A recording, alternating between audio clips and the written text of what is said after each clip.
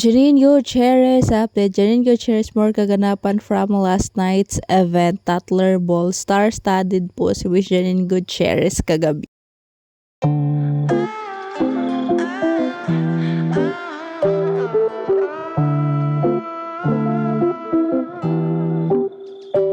Alright, what's up guys? Welcome back po muli sa aking YouTube channel. So for today's video update, another Miss Janine Gutierrez more kaganapan from last night's event at Tatler Ball 2024. Yes, she's invited guys sa Tatler Ball kasama kanyang best friend and marami pang ibang a star-studded event ended Tatler Ball 23rd anniversary. So yun nga sa Miss Janine Gutierrez with Dr. Becky Bello and Hayden Co, BG Pascual, Max Collins, Janine Gutierrez, si Tim, si Kalalan, si Gabby, si Rian Ramos, and si Michelle Marquez de Pilipina. Janine Gutierrez with best friend BG Pascual and Miss Vanya Romov, and kasama ni Miss Vanya ang kanyang husband sa Tatler Ball 2024. Yan po si Miss Vanya yung naka-polka dots.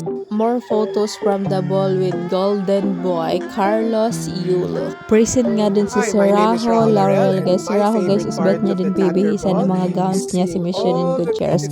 Renowned fashion designer Raho Laurel shares his favorite part of the annual Tatler Ball. More kaganapan sa Tatler Ball 2024, the Grand Ballroom at Shangri-La, the Fort Manila comes alive as the Tatler Ball officially kicks off. Team Yap leveraged his charisma to raise funds for tonight's charity, collecting bids for the first lot of the evening fish vendors by Anita Magsaysay ho Tatler Ball PH. Tatler Ball PH 2024. And also charity, so don't forget that 100% of these proceeds will go to tonight's charity. Dr. Steve Marca.